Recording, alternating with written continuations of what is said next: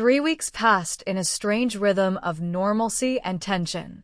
Kimberly fell into a routine, mornings in her office studying for her certification exam, afternoons exploring the castle grounds, evenings having carefully civil dinners with Charles where they discussed safe topics, duchy business, her studies, books they'd both read. They were polite, almost friendly. Like two people on an extended first date who were both pretending not to notice the massive elephant in the room labeled kidnapping and forced cohabitation. The mate bond purred contentedly, happy with proximity and regular contact. Kimberly's Omega instincts were insufferably smug, preening like they'd won some great victory by getting her back within range of her alpha's protection. She hated how good she felt. How rested. How her body had filled out again with regular meals and proper sleep. How her hands had stopped shaking and her nightmares had faded to occasional disturbances instead of nightly torture. Captivity, it turned out, was excellent for one's physical health even if it destroyed one's soul. She'd started her private practice, or the beginning of it. 3-pack members had requested sessions, a young Omega struggling with postpartum anxiety, a beta whose mate had died in a hunting accident, and a teenage alpha having trouble controlling his first shifts. Real people with real problems who treated her like a professional, not a prisoner. It felt good. It felt like having purpose beyond survival. Charles kept his distance. He honored the contract meticulously, no monitoring of her private spaces, no surprise visits to her office, no demands for intimacy. He was attentive during dinners, but never pushy. Interested in her work, but not intrusive. Present, but not suffocating. It was almost worse than the controlling behavior she'd fled from. Because if he'd been terrible, she could hate him cleanly. But this version of Charles, the one trying so hard to be better, the one who asked about her certification progress and listened when she talked about her patients and smiled softly when she laughed at something, this version was dangerously easy to forgive. The bond wanted her to forgive him. Her Omega instincts wanted her to forgive him. Even the rational part of her brain whispered that maybe this arrangement wasn't so terrible, maybe she could learn to live with it, maybe this was as close to happiness as someone like her could get with someone like him. She resisted. On principle. Because forgiveness felt like surrender, and surrender felt like admitting he'd been right to bring her home. But resistance was exhausting when the person you were resisting kept being reasonable. It was the 4th week when things shifted. Kimberly was in the conservatory, reading through case notes for her teenager patient, when she heard raised voices from the hallway. Unusual. The castle staff moved like well-oiled machinery, quiet, efficient, never dramatic. She moved to the doorway and saw Charles striding down the corridor with Marcus hurrying to keep pace. Both men looked tense. "Cannot be delayed any longer, Your Grace," Marcus was saying. "The council has demanded your presence. If you don't attend, they'll consider it." "I know what they'll consider it," Charles snapped. Then he saw Kimberly and stopped. His expression shifted immediately, frustration smoothing into careful neutrality. "Kimberly, I didn't realize you were here." "The conservatory is on my approved list of locations," she said dryly. "What's wrong?" He exchanged a glance with Marcus. "Nothing that concerns you. If you're about to tell me it's duchy business and I shouldn't worry my pretty Omega head." "It's duchy business," Marcus interrupted, "but it actually does concern you, Your Grace. Which is why Duke Siegel is trying to protect you from it." Charles shot his beta a glare that could have melted steel. Marcus ignored it. "The Northern Alpha Council has requested Duke Siegel's presence at their annual summit next week," Marcus explained. "It's a mandatory attendance situation. All regional alphas and their mated pairs are required to appear. His Grace has been avoiding confirmation for 3 weeks." Kimberly's stomach dropped. Mated pairs. "Yes." Charles's jaw was tight. "They expect me to bring you. To present you as my Duchess and reaffirm our mating bond in front of the council and assembled packs. But everyone thinks I'm dead." "Exactly." He ran a hand through his hair, destroying its perfect style. "Which is why I can't bring you." The questions, the attention, the scrutiny, it would be unbearable. But if I attend alone, the council will question the stability of my position. A duke without his mate present is seen as vulnerable. Weak, Marcus clarified bluntly. They'll see it as weakness. And there are 3 younger alphas who've been positioning themselves to challenge your territory claims if you show any sign of instability. Kimberly processed this. So, if you don't go, you look weak. If you go alone, you look weak. And if you go with me, you have to explain why your dead mate is suddenly alive. Yes. Charles looked at her with something close to desperation. I've been trying to find a way around it. But Marcus is right, I'm out of time. I'll have to attend alone and deal with the political fallout. Which could include actual violence, Marcus added. Alpha challenges aren't symbolic, Your Grace. If the council perceives Duke Siegel as unable to maintain his bond, they may approve territorial disputes that could lead to real conflict. Charles's hand had clenched into a fist at his side. Kimberly watched him struggle with the admission that his obsessive protection of her was now creating the very danger he'd been trying to prevent. What if I came with you? She heard herself say. Both men turned to stare at her. Absolutely not, Charles said immediately. Why not? Because it would be a circus. The questions, the gossip, the attempts to undermine us by digging into your absence. He shook his head sharply. I won't put you through that. What if I'm willing to go through it? Kimberly stepped closer, her mind working through the implications. Think about it, Charles. If I appear with you, healthy and clearly mated, it neutralizes every threat. Yes, there will be questions. But we control the narrative if we present a united front. You hate being here, Charles said quietly. Why would you voluntarily subject yourself to a week of political theater where you'd have to pretend to be happy? It was a fair question. Kimberly asked herself the same thing even as she answered. Because whether I like it or not, your political stability affects my safety. If your enemies sense weakness and start circling, this castle stops being a fortress and starts being a target. She met his eyes. I'm still angry with you. I still think this whole situation is fundamentally wrong. But I'm not stupid enough to cut off my nose to spite my face. If going to this summit protects both of us, then it's a strategic decision, not forgiveness. Charles studied her face, searching for truth beneath the pragmatism. You're serious. Unfortunately. She crossed her arms. But I have conditions. Of course you do. I want preparation. If I'm going to play the devoted Duchess, I need to know what to expect, who the key players are, what the political dynamics are, what story we're telling about my absence. Agreed.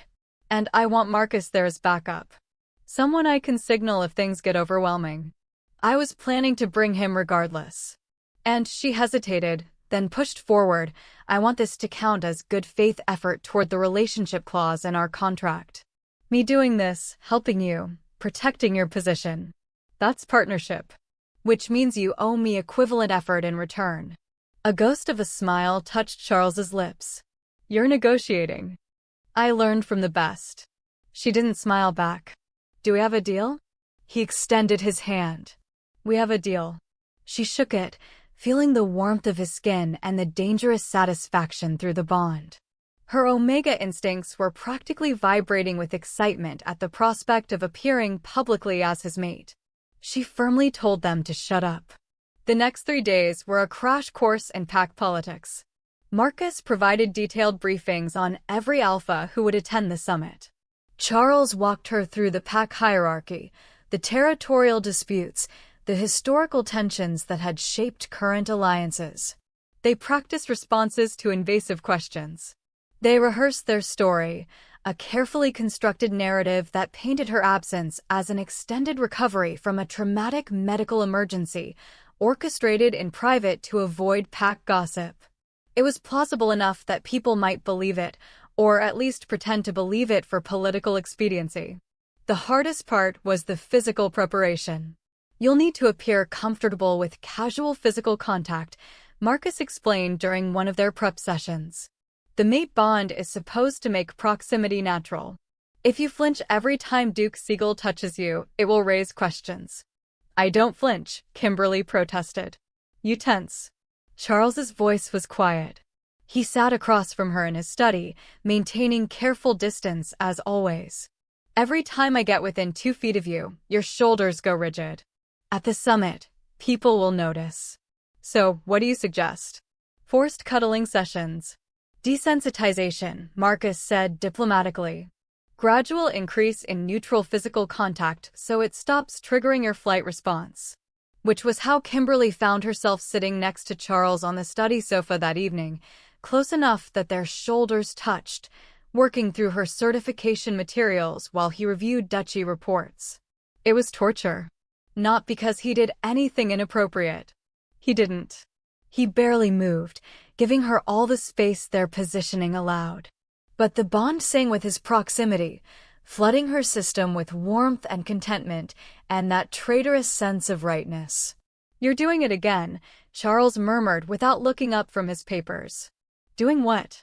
Fighting the bond so hard you're barely breathing. He set down his pen and turned to face her. I can feel it, Kimberly. The way you're winding yourself into knots, trying not to feel what your instincts are screaming at you. My instincts are wrong. Are they? He shifted slightly, angling toward her. Or are you punishing yourself for wanting something you've been telling yourself you shouldn't want? Don't psychoanalyze me. I'm not. I'm observing. His voice dropped. You're more relaxed in this castle than you were in any of those anonymous towns. You sleep better. You eat better. You're pursuing work you love with resources you never had. And yes, you're here against your will. Yes, I took away your choice. But can you honestly tell me you were happier out there? It was the most direct he'd been since she'd returned. Kimberly closed her textbook and met his gaze. Happiness isn't just about physical comfort and met needs, Charles. It's about agency, dignity, the right to make your own mistakes. Even if those mistakes destroy you? Especially then. Because they're my mistakes. She didn't look away. You don't get to save me from myself and call it love. What if that's the only way I know how to love? His hand moved, slow and telegraphed, to rest on the sofa between them, not touching her but close. What if watching you hurt is the one thing I can't tolerate, even if preventing it makes me a monster? Then we're both trapped. Kimberly looked at his hand, remembering how it had felt to hold it. You by your nature, me by your choices. Yes. No defensiveness. Just acknowledgement. I know. They sat in heavy silence, shoulders touching, both aware of the impossible distance between them despite the physical proximity. The summit, Kimberly said finally. When we're there, playing devoted mates, where does the performance end and reality begin? Charles's expression was unreadable. I don't know. Do you? She didn't answer. Because the terrifying truth was that she didn't know either. The lines were already blurred. Had been blurring since the moment she'd woken in his castle and felt the treacherous relief of being found. We should practice, Charles said quietly. If you're comfortable. Practice what? This. He lifted his hand from the sofa and held it palm up between them. An offering. At the summit, I'll need to touch you, your hand, your back, your waist for photographs. Small things. But they'll feel invasive if we haven't practiced. Kimberly stared at his hand. At the veins visible under pale skin, the strength in those fingers, the steadiness of his offering. She could refuse. The contract gave her that right. But if she was doing this, if she was really going to walk into a room full of predatory alphas and present herself as Charles Siegel's willing mate, she needed to be able to tolerate his touch without shaking apart. She placed her hand in his. His fingers closed around hers, warm, careful, achingly gentle. The bond flared bright, satisfied by contact, by connection, by the physical confirmation of their tie. Okay, Charles asked, his thumb brushing across her knuckles. Okay, Kimberly lied. Because it wasn't okay. It felt too good, too right, too much like coming home to a place she'd sworn she'd never return to. But she didn't pull away. And Charles, holding her hand like it was something precious and fragile, didn't let go until she was ready. They stayed like that for an hour, hands linked, shoulders touching, both reading their respective documents while the bond hummed contentedly between them. It was the closest thing to peace Kimberly had felt since she'd woken in his castle. She hated that too. The broken bond.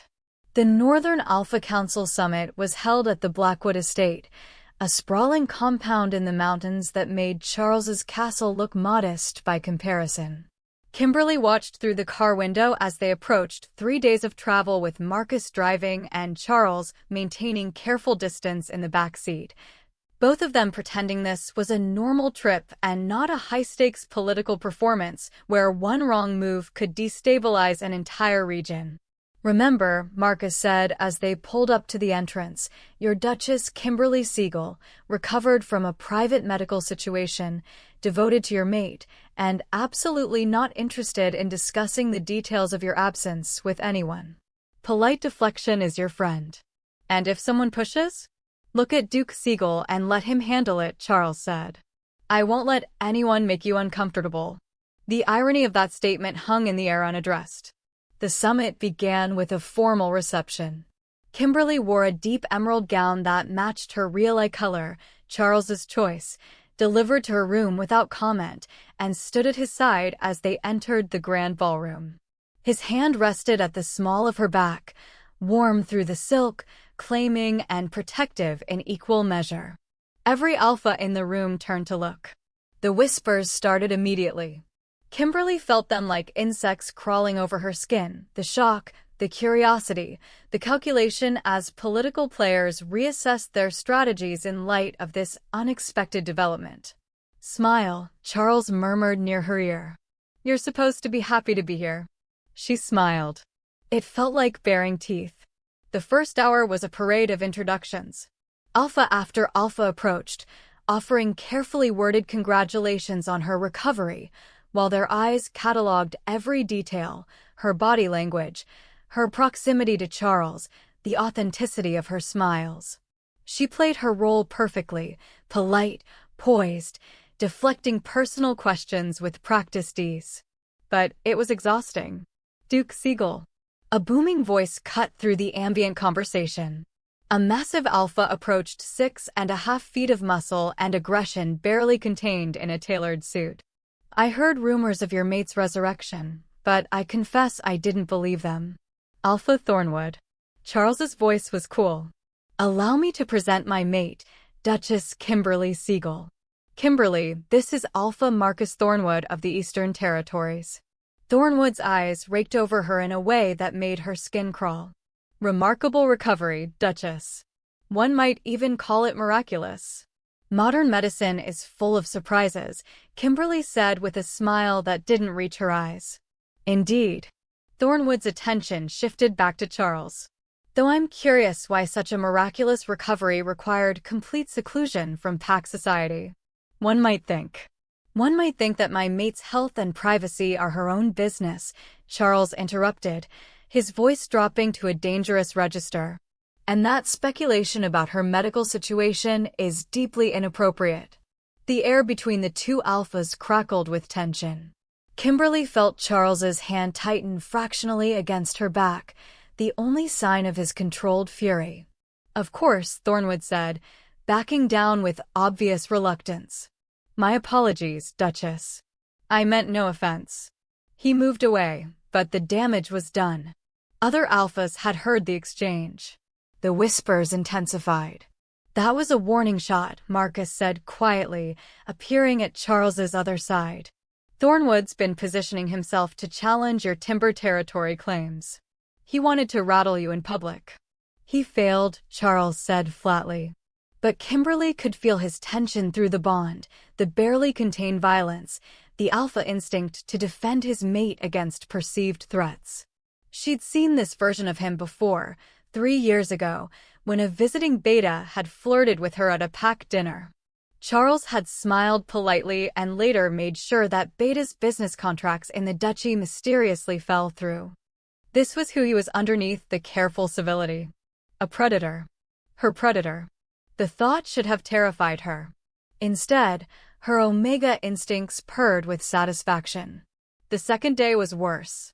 The formal business sessions required Charles's presence, but not hers, which meant Kimberly was left to navigate the social circles of mated Omegas and Betas, who'd known each other for years and viewed her with barely concealed suspicion. So mysterious, cooed Lydia Blackwood, the hostess Alpha's Omega mate, over lunch. Disappearing for 2 years and reappearing like nothing happened. You must have an absolutely fascinating story. Private medical matters are rarely fascinating, Kimberly said neutrally. Mostly just tedious and painful.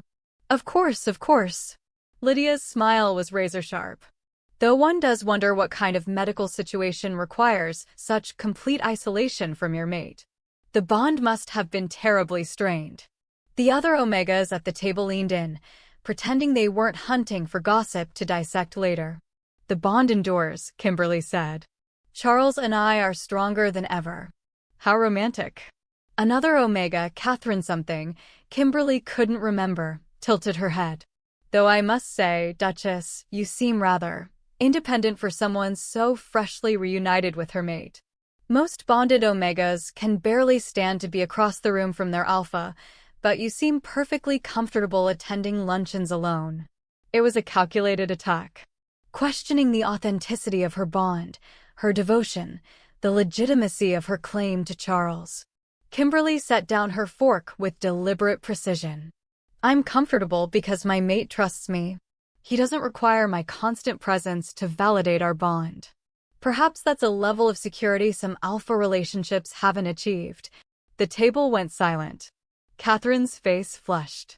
I only meant. I know exactly what you meant.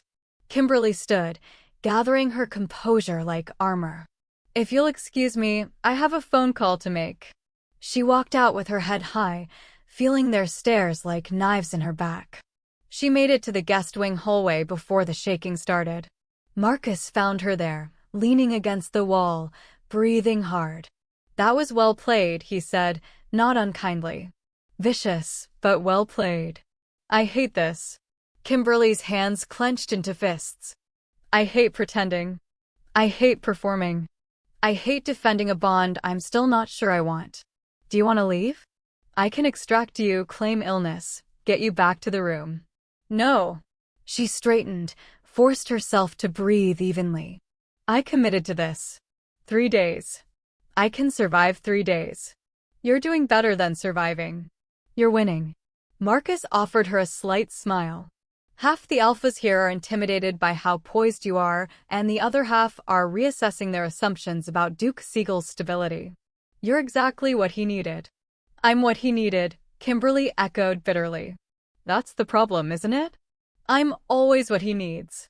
What about what I need? Marcus didn't have an answer for that. The breaking point came on the 3rd night. There was a formal ball, the summit's closing event where all the alphas and their mates performed the elaborate social dance of pack politics. Kimberly wore black this time, Charles's suggestion again, saying it would make a statement. It did. She looked like a duchess, powerful and elegant and utterly unbreakable. She felt like shattered glass held together with tape.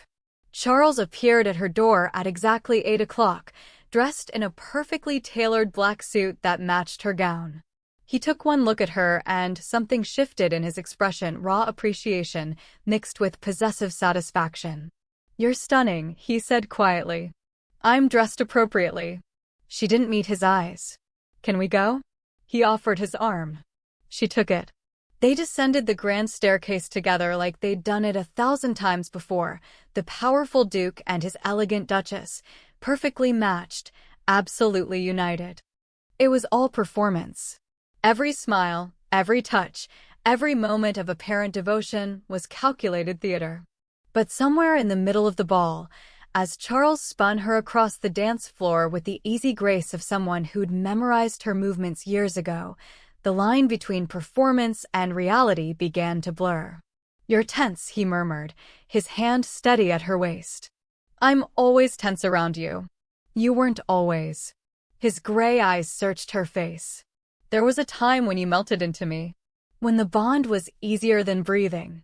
That was before I knew what loving you cost. And what does it cost?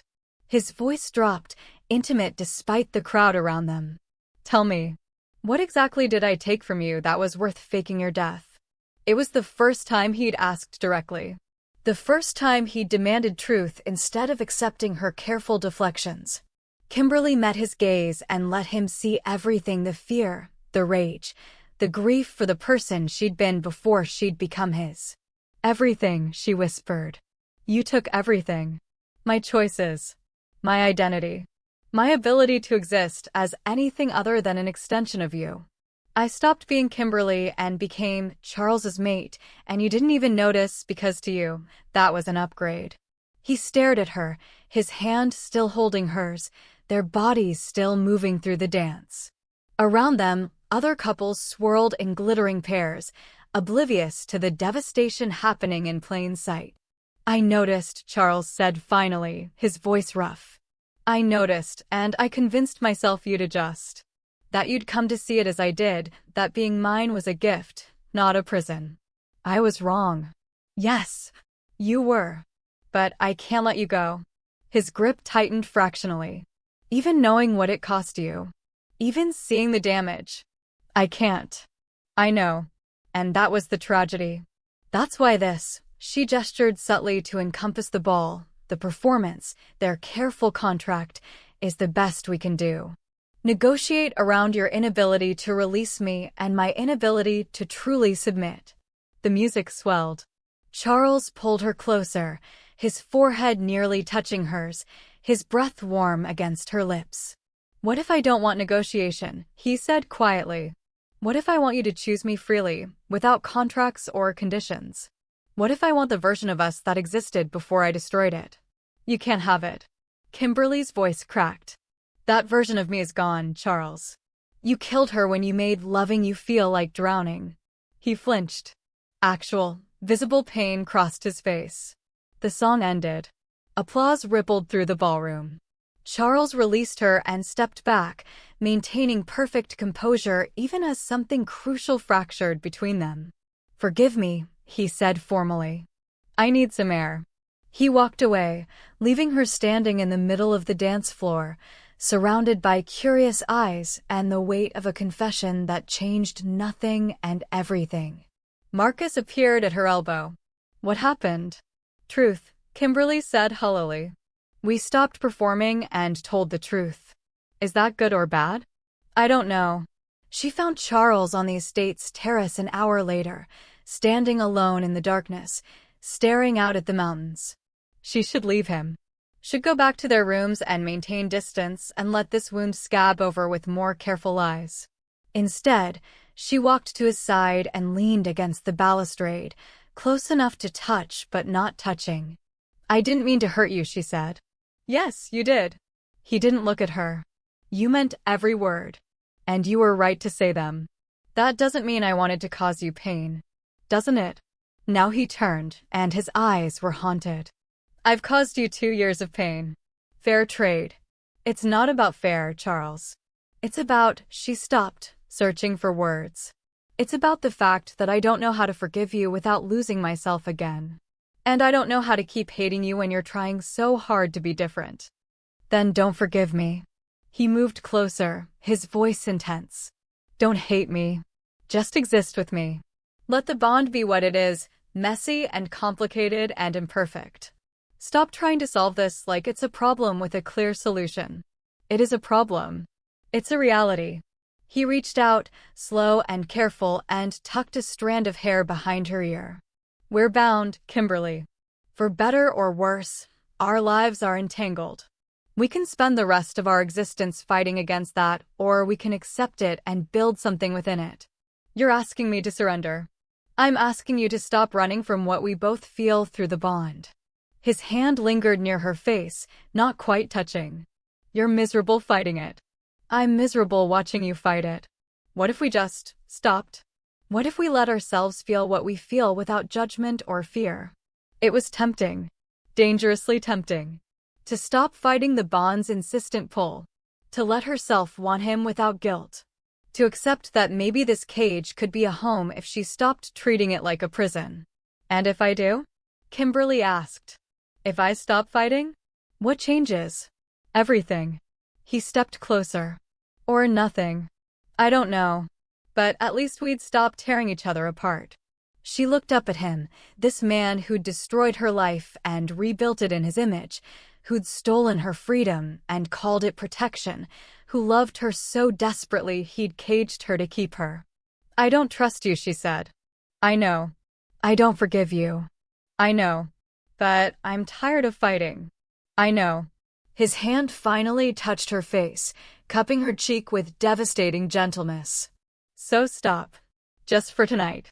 Stop fighting and let me hold you and pretend that we're two people who chose each other instead of two people trapped by a bond neither wanted. It was the neither wanted that broke her. Because he was right. He hadn't chosen this obsessive need any more than she'd chosen to be his weakness. They were both prisoners of biology and fate and a mate bond that didn't care about compatibility or consent. Kimberly leaned into his touch. Just slightly. Just enough to signal surrender. Charles moved immediately, pulling her into his arms, holding her like she might disappear if he loosened his grip. The bond roared to life between them, satisfied by contact, singing with relief and recognition and that primal sense of rightness that she'd been denying for 2 years. She didn't cry. She just stood there, held by the man who'd ruined her, and let herself feel everything she'd been fighting. It hurt. God, it hurt. But it also felt like breathing after drowning.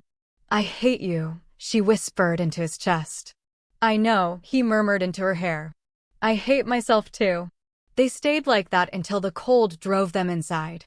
They walked back to their guest suite in silence, hands linked, both aware that something had shifted. At the door to her room, Charles had arranged separate chambers to maintain her privacy. He stopped. Thank you, he said quietly. For coming to the summit. For defending us. For trying. You're welcome. She started to pull away. His grip tightened. Kimberly. Yes. The thing I said on the dance floor. About wanting you to choose me freely. He looked at her with raw vulnerability. I meant it. Whatever this becomes, whatever we build from these ruins, I want it to be your choice. Not the bonds, not circumstances. Yours. That's not possible while I'm your prisoner, Charles. I know. He released her hand. But maybe someday it will be. And I'll wait for that day. He walked to his own room without looking back. Kimberly stood in the hallway, touching the place where his hand had been, feeling the bond pulse with longing and confusion and the first fragile tendrils of something that might eventually become forgiveness. She still didn't trust him. But for the first time since waking in his castle, she believed he might be capable of change. It wasn't much, but it was something. They returned to the castle in silence that wasn't quite comfortable but wasn't hostile either. A strange in-between space where both of them were too exhausted from 3 days of performance to maintain their usual careful distance. Charles disappeared into his study immediately upon arrival, citing urgent duchy business. Kimberly retreated to her office and tried to focus on her certification materials, but her mind kept replaying the moment on the terrace when she'd stopped fighting and let him hold her. It had felt too good. That was the problem. The bond had flooded her with satisfaction, her omega instincts had practically purred, and the rational part of her brain that knew she should resist had gone suspiciously quiet. She was in danger of forgetting why she'd run in the first place. 3 days later, she found out why Charles had really brought her home. It started with an emergency council meeting. Kimberly was in the conservatory when she heard the commotion, raised voices in the entrance hall, multiple vehicles arriving, the controlled chaos of urgent business. She walked to the doorway and saw 5 alphas being ushered into Charles's study by Marcus, all of them looking grim. Something was wrong. She wasn't invited to the meeting. Wasn't even acknowledged as the visiting alphas passed. Just invisible again, dismissed to her corner of the castle while the important people made important decisions. The old familiar frustration rose in her throat. An hour passed. Then 2. Kimberly tried to focus on her work, but kept drifting to the hallway, listening to the muffled sounds of intense discussion. When the study door finally opened, the visiting alphas filed out looking troubled but satisfied. They offered curt nods to Marcus and left without incident. Charles remained in the study. Kimberly watched through the partially open door as he poured himself a drink, scotch, neat, which meant something had gone very wrong, and stood at the window, shoulders tight with tension. She should leave him alone. Should respect his privacy and his obvious stress. Instead, she walked to the study door and knocked. "Come in." She entered to find him still at the window, drink in hand, not turning to look at her. "What was that about?" she asked. "Council business." "Charles." He sighed and finally faced her. He looked exhausted, dark circles under his eyes, the careful control slipping to reveal strain underneath. "Border disputes with the Western Territories," he said. "Alpha Thornwood has been pushing claims on the timberlands, backed by 2 other regional alphas." The council meeting was to discuss the formal challenge. Kimberly's stomach dropped. "The same alpha from the summit?" "Yes." Charles set down his drink. "He's been building political support for months. The summit was supposed to demonstrate my stability, my strength. Which is why your presence there mattered so much." She moved deeper into the room. "But we did that. We presented a united front.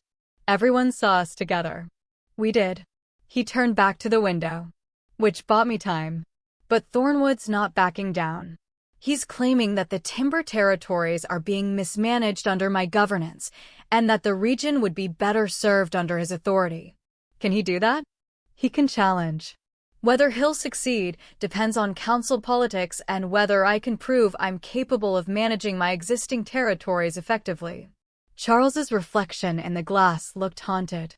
"Which requires demonstrating pack stability, territorial security, and," he hesitated, "a strong, unified mating bond." Understanding crashed over her like cold water. "That's why you brought me back." Her voice was hollow. "Not because you missed me or loved me or couldn't bear the separation. Because you needed me for politics." "No," Charles spun to face her. "Kimberly, that's not." "How long have you known about this challenge?" she demanded. "How long have you been dealing with Thornwood's threats?" He went very still. "For months." "For months." She laughed, bitter and sharp. "For months before you suddenly decided to bring me home." "What a fascinating coincidence." "It's not like that." "Then tell me what it's like." Her hands clenched into fists. "Explain to me how this isn't exactly what it looks like. You needed your mate to shore up political position, so you dragged me back to play the devoted Duchess. The contract, the negotiation, the careful respect for my autonomy, it was all theater to make me compliant enough to use." "You're oversimplifying." "Am I?" She stalked toward him. "Did you or did you not bring me home specifically because you were facing a territorial challenge that required proof of a stable bond?" Charles met her eyes. And in that moment, she saw the answer in his careful silence. "I brought you home because I needed you," he said finally. "Yes, the political situation accelerated my timeline. Yes, I knew that having you at my side would strengthen my position. But I would have brought you home regardless, Kimberly. The challenge just made it more urgent." "How convenient." She felt something cold and hard settling in her chest. "All this time, I thought you were a possessive bastard who couldn't let go. Turns out you're just a pragmatic politician who needed a political prop. That's not fair." "Nothing about this is fair." Her voice cracked. "I defended you at the summit. I played the devoted mate. I stood by your side and smiled and deflected invasive questions, and the whole time it was because you needed me as a political asset. Not a partner. An asset. You're both." Charles moved toward her, but she backed away. "You're my mate, and yes, your presence affects my political standing. Those things aren't mutually exclusive. They are when you lied about which one mattered more." She wrapped her arms around herself. "All those speeches about love and obsession and not being able to live without me. How much of that was real, Charles? How much was just manipulation to make me stay?" "All of it was real." His voice was raw now. "Every word. Yes, I needed you politically. But I brought you home because 2 years without you was destroying me. Because watching you suffer alone was torture. Because the mate bond was pulling me apart every day you were gone. The challenge from Thornwood just gave me the excuse to stop waiting. An excuse. She seized on the word. That's what I am. An excuse. No. Then what am I? She was yelling now, not caring who heard. Tell me the truth, Charles. No political language, no careful negotiations. What am I to you, mate or political necessity? He stared at her, jaw working, clearly choosing his words. Both, he said finally. You're both. And I'm sorry that's not the answer you want, but it's the truth. I love you obsessively. I need you desperately. And yes, your presence at my side strengthens my political position. All of those things are true simultaneously. I can't separate them anymore. The honesty was somehow worse than lies would have been. Get out, Kimberly whispered. Kimberly, get out of my sight. Now. He left. The door closed behind him with a soft click. Kimberly stood in the middle of his study, surrounded by maps of territories he was fighting to keep, and felt the last of her hope crumble to dust. She'd been so stupid. So naive. Thinking that maybe he was trying to change, that maybe they could build something real from the wreckage of their bond. But it had all been strategic. Even his vulnerability on the terrace, his confession that he wanted her to choose him, all of it calculated to keep her compliant, keep her useful, keep her playing her role in his political theater. She walked to his desk and saw the papers scattered across its surface. Territorial maps, council correspondence, and buried beneath a stack of reports, a handwritten note in Charles's precise script. Timeline for mate retrieval. Coordinate with territorial challenge response. Public appearance critical for council perception. Summit attendance mandatory. She'd been right. She was a chess piece. A political strategy. A means to an end. The mate bond pulsed with confusion and hurt, Charles's emotions bleeding through their connection, his genuine distress at her anger. But Kimberly didn't care anymore. She'd stopped fighting the bond, stopped resisting, let herself believe they might find a way forward together. She'd been wrong. She didn't attend dinner that night. Or the next night. She stayed in her office and her quarters, refusing the meals that appeared outside her door, ignoring the soft knocks from servants checking if she needed anything. On the third day, Marcus appeared. You need to eat, Your Grace. I need to be left alone. Duke Siegel is concerned. Duke Siegel can be concerned about his territorial disputes. She didn't look up from her desk. I'm sure that's more pressing than my appetite. Marcus was quiet for a long moment. Then he pulled out a chair and sat without invitation. He didn't lie to you, Marcus said quietly.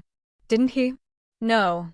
He was incomplete in his honesty, which isn't the same thing. But he didn't lie. Marcus leaned forward. I was there when Duke Siegel confirmed you were alive. I watched him spend 2 years tracking your every move, ensuring your safety, wrestling with the decision to bring you home. The territorial challenge was a factor, yes. But it wasn't the primary motivation. How would you know? Because I asked him directly. Marcus's expression was serious. 6 months ago, when Thornwood first filed preliminary challenge papers, I suggested Duke Siegel bring you home immediately to strengthen his position. Do you know what he said? Kimberly shook her head mutely. He said, she's not a political tool. I won't drag her back until she's ready or until her safety is compromised. Marcus met her eyes. It took him 3 more months and evidence that you were getting into situations he couldn't protect you from remotely before he made the decision to extract you. The challenge accelerated his timeline, but it wasn't the reason. You're his beta. Of course you'd defend him. I'm his beta, which means I tell him the truth even when he doesn't want to hear it. Marcus stood. Including the truth that he handled this badly, that his omission hurt you, and that if he wants any chance of rebuilding trust, he needs to give you the full picture. Which is why I'm here to invite you to another council meeting tomorrow. One where you'll see exactly what Duke Siegel is fighting for and why your presence matters. I'm not interested in council politics. It's not about politics, Your Grace. It's about what happens to this duchy, to the people who live here, who depend on Duke Siegel's protection if Thornwood wins his challenge. Marcus moved to the door. Come or don't. But if you want to understand what's really at stake, be in the council room tomorrow at noon. He left. Kimberly sat alone with her anger and the treacherous whisper in the back of her mind that maybe, just maybe, she didn't have the full story. She went to the council meeting. Not because she'd forgiven Charles, she hadn't. But because she needed to know the truth, all of it, before she made her next move. The council room was smaller than she'd expected, dominated by a large table surrounded by formal chairs. Charles sat at the head, flanked by his advisors. He looked up when she entered, surprise and relief flashing across his face before he schooled it to neutrality. Duchess Siegel. He stood, gestured to the empty chair at his right hand. Thank you for joining us. She sat without responding, keeping her expression carefully blank. The meeting was about the Western Territories, the timberlands Thornwood was challenging for. But as the discussion progressed, Kimberly began to understand what was really at stake. The territories weren't just resources. They were home to 3 small packs, over 200 people who'd lived under Siegel protection for generations. If Thornwood won his challenge, those packs would be absorbed into his authority. Alpha Thornwood's governance style is aggressive, one of the advisors said carefully. The smaller packs under his authority report significantly higher rates of forced matings, omega restrictions, and punitive measures for dissent. Forced matings. Kimberly's blood ran cold. Our refugee requests from Thornwood territories have increased 40% in the last year, another advisor added. Omega's fleeing arranged bonds, Beta's seeking work opportunities forbidden in Thornwood's packs. If he gains control of the Western Territories, 3 more packs will be subjected to his governance structure, Charles finished, his voice tight. Which is unacceptable. The council won't intervene based on governance philosophy, Marcus said. They only care about territorial management capability and political stability. Which means our case rests on demonstrating that Duke Siegel maintains strong pack bonds, effective resource management, and a stable personal situation. Everyone's eyes flickered to Kimberly. She understood now. Why Charles had needed her. Why the summit had mattered so much. Why he'd brought her home when he did. It wasn't just about his pride or his political position. It was about protecting people who couldn't protect themselves. What happens if Thornwood wins? She asked quietly. Charles met her eyes. He gains control of the Western Territories. The 3 packs become his responsibility. And based on his track record, within a year we'll be processing refugee claims from Omega's fleeing forced bonds and families escaping his authority. Can we relocate them preemptively? Not without triggering a different kind of council challenge. If I evacuate packs from territories I'm supposed to be protecting, it demonstrates failure of governance. His jaw tightened. We're trapped between bad options. The only way to protect them is to win the challenge.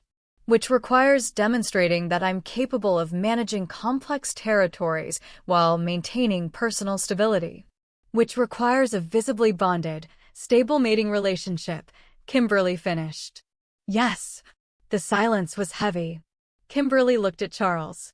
At the exhaustion in his face, the tension in his shoulders, the weight of responsibility he carried for people she'd never met but who depended on his protection. You should have told me this from the beginning, she said. I know. No defensiveness. Just acknowledgement. I was trying to keep you separate from the political situation. I thought if I could solve it without dragging you into council drama, you'd be happier. I was wrong. Yes. You were. She stood. I need to think. She left the council room and walked through the castle, processing everything she'd learned. The political stakes. The vulnerable packs. The real consequences of Charles losing his challenge. He'd manipulated her by omission. But he'd also been trying to protect people who couldn't protect themselves. Both things were true. Just like loving her and needing her politically were both true. She ended up in the conservatory, Standing among the moonflowers Charles had grown for her, trying to untangle her rage from the reality of what was at stake. He found her there an hour later. "I'm sorry," he said from the doorway. "I should have told you everything immediately. Should have trusted you with the truth instead of trying to manage your reaction." "Yes." She didn't turn around. "You should have. If you want to leave, if you want to refuse to attend the hearing, I'll understand. I won't stop you. Won't try to manipulate you into staying." He moved closer. "Your freedom matters more than my political position. Does it?" She finally faced him. "Because 3 weeks ago, you kidnapped me. And now you're saying my freedom matters more than winning this challenge? Than protecting those packs from Thornwood?" "Yes." He met her eyes. "Because if I win by forcing you to help me, I become exactly what Thornwood is, an alpha who treats his mate as property to be used. I won't do that. Not even for this." She studied his face, searching for lies. Found only exhausted honesty. "I need a condition," she said finally. "Name it. If I do this, if I attend the hearing and help you win, you grant me real autonomy. Not negotiated, not contracted. Real freedom to make decisions about my life within our bond." "Done." "I'm not finished." She stepped closer. "And you tell me the truth. Always. No omissions, no strategic management of information. If something affects me or this duchy or our bond, I hear about it immediately. No more protecting me from complexity." "Agreed. And after the challenge, win or lose, we revisit our entire arrangement. Everything is on the table for renegotiation." Charles hesitated. "Including the possibility of you leaving?" "Including that." He was quiet for a long moment. Then he extended his hand. "Deal." She shook it, feeling the familiar warmth of his touch and the bond's satisfied hum. 3 weeks, she said. "We have 3 weeks to convince the council that we're a stable, unified pair. Can we fake it that long?" "It won't be fake." His hand tightened on hers. "I love you, Kimberly. That's not political.